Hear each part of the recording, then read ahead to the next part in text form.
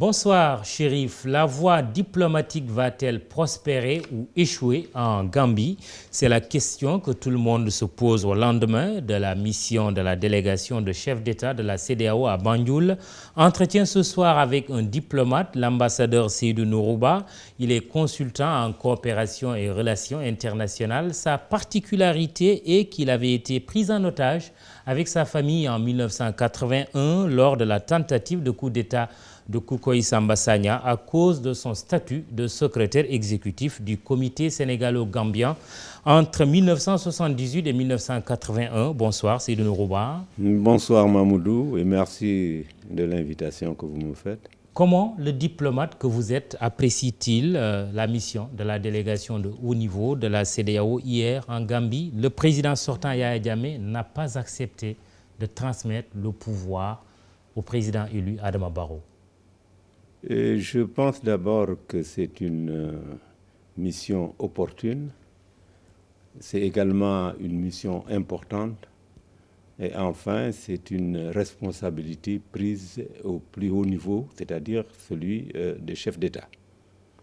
Et aussitôt après l'élection présidentielle, vous vous souvenez, il y a eu des déclarations pour apprécier positivement la décision du président Jammeh de téléphoner au président élu Barrow pour le féliciter et donc accepter sa défaite. Et puis après, revirement.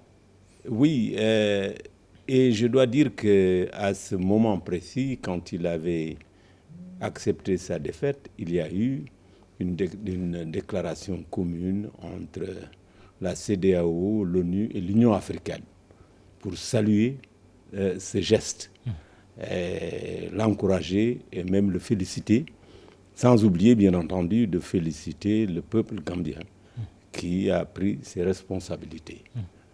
Oui, maintenant les choses ont beaucoup évolué, on connaît la suite, le revirement du président Jammeh. Est-ce qu'on peut parler de succès diplomatique en appréciant la mission d'hier de ces chefs d'État de la CEDEAO en Gambie? Je crois que la diplomatie, c'est d'abord la recherche de la paix ou le maintien de la paix. Et je crois savoir que tous les instruments au niveau juridique, je veux dire au niveau de la CEDEAO et au niveau de l'Union africaine, condamnent de manière très claire l'accession au pouvoir par des moyens non constitutionnels, mais également on peut considérer que cette attitude est une attitude en porte-à-faux avec les déclarations et les conventions. Je pense qu'il faut quand même parler de constitution régionale, même pour l'espace CEDEAO, quand il s'agit du protocole sur la démocratie et la bonne gouvernance, qui est un dispositif au-dessus des États et au-dessus des constitutions. Yahya Jammeh a perdu la présidentielle. Il doit normalement, sans condition ni retard, préparer la transmission, parce que Madame la présidente du Libéria a bien dit: nous ne sommes pas venus pour un accord, nous sommes venus pour accompagner le peuple gambien dans la transition et la transmission du pouvoir. Cela ne peut se faire en un seul jour. De ce point de vue, comment appréciez-vous la mission d'hier? Succès, échec? Je crois que c'est trop tôt de parler d'échec ou de succès. Il y a une amorce. Et l'amorce, d'une part, pour respecter la volonté du peuple gambien, qui est un peuple de paix, mais un peuple également de dignité, qui a fait son choix, d'une part. Et d'autre part également, donner l'occasion au président Yahya Jammeh de quitter le pouvoir au moins sans effusion de sang. Je pense que nos dirigeants doivent d'abord penser à leur obligation première, qui est la défense des intérêts du pays et des intérêts de ses nationaux. Yahya Jammeh est dans les dispositions d'abord de saisir la Cour suprême par le biais de son parti, mais aussi on sait que la transmission du pouvoir doit se faire nécessairement en janvier, pas avant janvier. Est-ce que le temps ne joue pas finalement en sa faveur? D'abord, la première partie de votre raisonnement, c'est vrai, enfin, de ce que vous dites, il a saisi la Cour suprême. Mais cette Cour suprême qui ne comprend qu'un seul membre. Est-ce que, justement, la collégialité qu'on recherche dans la prise de décision des instances juridictionnelles est là? Je dis non. Est-ce que, justement, il veut tirer sur le temps qu'on lui donne le temps de désigner des juges?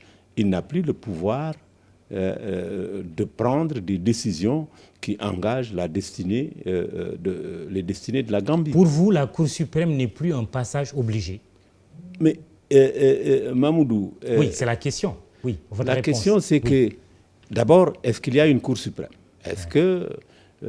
parce que dans une Cour suprême, vous avez très souvent un nombre impair de magistrats pour justement que les délibérations se fassent de manière, j'allais dire, contradictoire, et qu'à l'issue, soit par un vote ou par un consensus, la Cour prend une décision.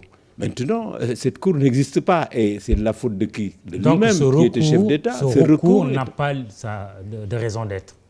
À mon avis, c'est pour retarder l'échéance. Et l'échéance est là, elle viendra. Mais ce sera seulement en janvier, oui, selon la Constitution. Ou est-ce qu'il faut le faire partir avant cette échéance? Oui, je pense que il faut quand même dire que nous ne pouvons pas... d'ailleurs, c'est une bonne chose, le timing, parce qu'il faut élire un président avant que le mandat de l'ancien ne soit expiré. Le 19 janvier, précisément. Voilà. Maintenant, est-ce qu'il faut lui laisser le temps de ce 19 janvier? Je crois que tout dépend de lui. D'abord, mais ce qui est certain, c'est que la communauté internationale, d'abord la CEDEAO, ensuite l'Union africaine et enfin le Conseil de sécurité ont été saisis et se sont prononcés clairement. Le Conseil de sécurité a parlé de transmission du pouvoir sans condition et sans délai. Ça veut dire quoi en termes diplomatiques? Mais tout de suite. Tout de suite, immédiatement. Accepter de transmettre le pouvoir sans donner l'impression de s'y agripper, parce que... Mais justement, le président Diamé donne l'impression de s'y agripper. Oui, mais le problème, c'est que, vous savez, dans tout processus, on commence d'abord par la paix. Bon, mais je crois que d'autres dispositifs et d'autres dispositions sont envisageables, c'est-à-dire d'abord passer par les pressions, des pressions fortes et continues. D'ici au 19 janvier. Oui.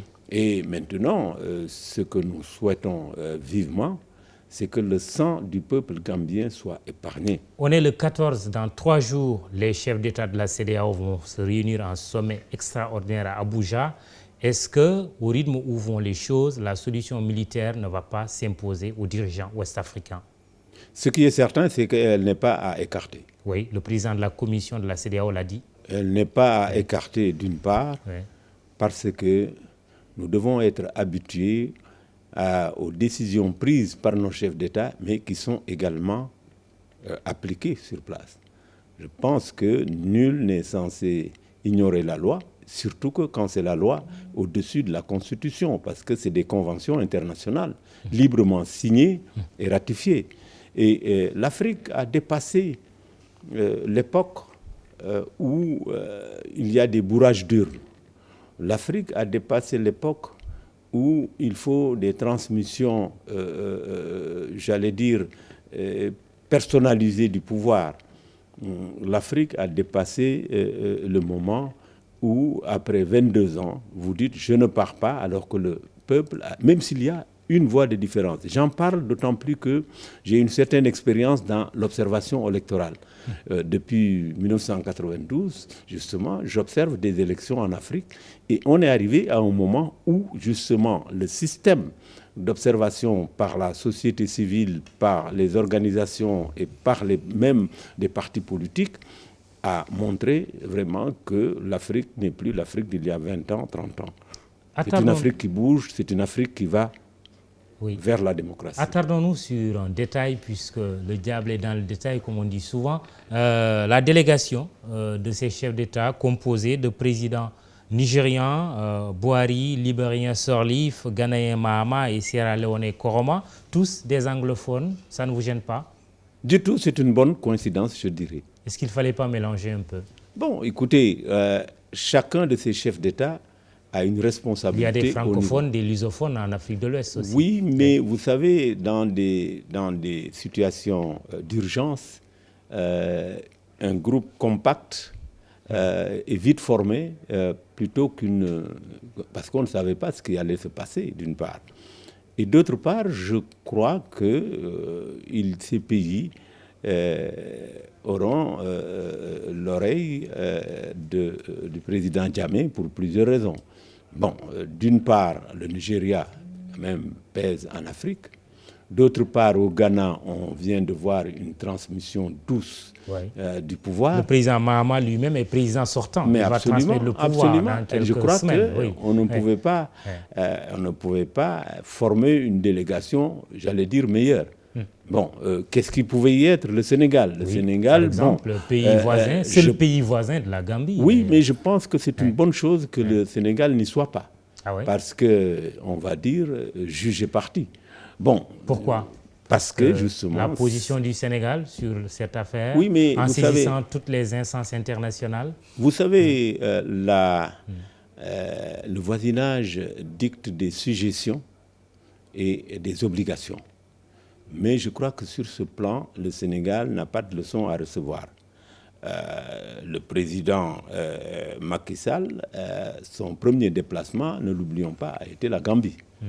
Quand il a décliné les principes directeurs de sa politique étrangère, avant même d'être élu, je crois qu'il avait été invité à l'IFRI, l'Institut français des relations internationales, en novembre 2012, je pense.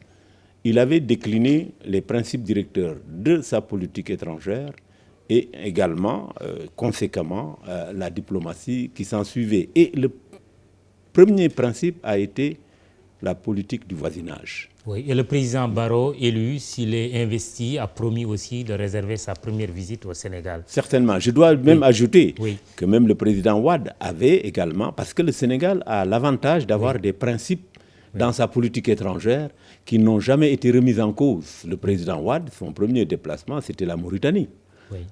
Donc, vous voyez, absolument, le Sénégal a des principes... Dans un contexte trouble aussi à l'époque. Mais tout à fait, tout à fait. Bon, alors, je crois que le Sénégal a pris une position, peut-être que vous allez en parler, mais... Oui, comment vous l'appréciez, cette position? Mais c'est une position ferme, claire, nette et responsable. Position qu'il fallait prendre. Absolument. Dernière question, y a-t-il un mode d'emploi diplomatique dans ce genre de crise post-électorale comme celle que nous vivons en Gambie? Un président sortant qui reconnaît sa défaite, félicite le vainqueur, mais se rétracte après. Y a-t-il un mode d'emploi diplomatique? Ça ne fait pas sérieux. Ça ne fait pas sérieux et ça ne respecte pas le peuple gambien, ça ne respecte pas le peuple africain. Par quel bout prendre cette affaire? Je pense que des passerelles ont été offertes au président Yahya Jammeh. J'allais dire même plus que des passerelles, des ponts. Et s'il veut les exploiter, c'est tant mieux pour lui. Mais il n'a pas le droit. Et le droit n'est ni avec lui, la légitimité encore moins, de vouloir rester au pouvoir alors que le peuple gambien, peuple de paix, de dignité et de démocratie, a fait son choix irréversible. Jammeh doit partir. Jammeh doit partir parce qu'il a perdu. Et si y compris par des moyens militaires. Mais absolument. Je pense que le sommet d'Abuja nous donnera des indications certainement très claires, mais il ne faut pas l'exclure.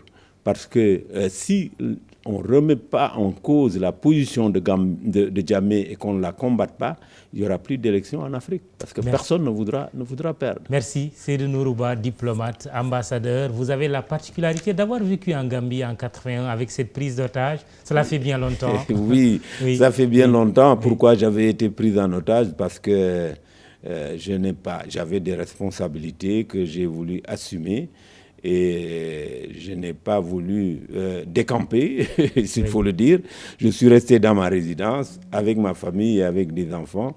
Et je saisis cette occasion pour réitérer l'hommage que j'ai rendu à mon épouse parce qu'elle a refusé de partir avec les enfants. Elle dit, si nous devons mourir, nous allons mourir ensemble. Une grande dame qui se reconnaîtra. Seydou Nourou Ba est également consultant en coopération et relations internationales. Chérif, c'est tout pour ce soir.